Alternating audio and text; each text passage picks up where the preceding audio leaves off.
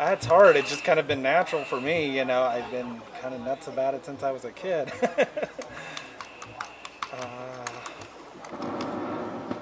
I don't know. It's just something very addictive about, the whole genre, I think, for a certain kind of person. Yeah. Because they challenge you to think. They offer a different perspective, one that you might not have necessarily considered. And they force you to evaluate what they present against what you already believe. And it challenges you to think and to become a better person. And it also offers insights into what humanity's future might be. So basically, it offers hope and optimism, but also a cautionary tale, which I think is why people keep coming back to science fiction. It forces you to think and to consider what your future might be. Oh, I think sci-fi will be around forever. I mean, there's no end. It's imagination. It'll just keep going and going. There's no limit, From Star Trek to Battlestar to Star Wars, where does it end? You got the whole universe. Science fiction offers possibilities. I think people like seeing what other options exist beyond the life they currently lead, and if it's an imaginative world or an imaginative concept, they get captivated. They want to be taken away from the reality they live in to see what else is out there. And if it's done right, they come back for more. Probably early childhood, imagination. There's really no limitations. So,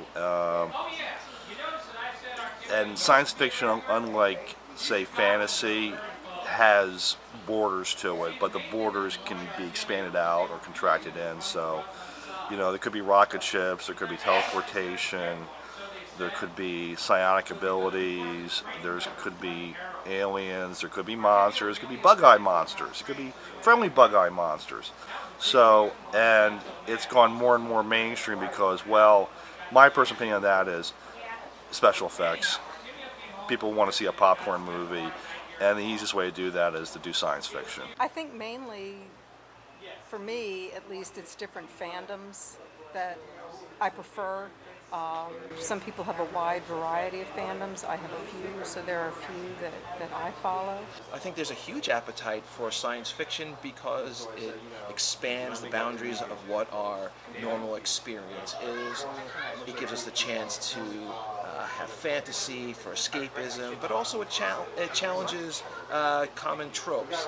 The best of science fiction isn't just about action and fancy explosions or gremlins or goblins or other planets. It is a way for us to examine our culture, our politics, our relationships with some distance from it. So whether you've got robots or aliens or a spaceship or alternate Earths, or what have you, it gives us a chance to sort of dive in, examine, poke fun of, or even criticize our current way of thinking without being so close to it where there's that knee-jerk reaction of feeling that it's so politicized. So we get sort of the expansiveness and the fantasy elements of it, if you will, but also looking at it as a mirror for ourselves.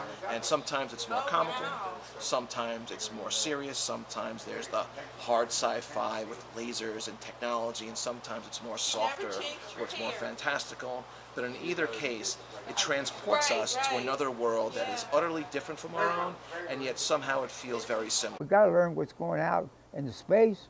We got to find out if there's other people out there besides us. We're so damn evil. I mean, maybe there are better people out there. So maybe they're assuming maybe there's a better part in the world. They like it, and that's what counts, enjoy it. It's good business for people that make these films, like Plan 9 from Outer Space. The original title is called Grave Robbers from Outer Space, starring Bela Lugosi, Tom Keene, who was a major star for DeMille in the silent pictures, Tom Keene.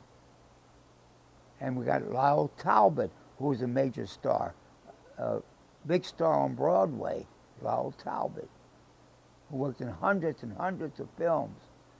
And